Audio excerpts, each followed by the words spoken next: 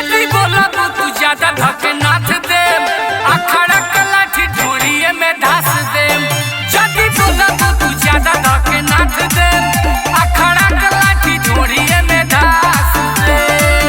लाठी ढोड़िए में धास दे।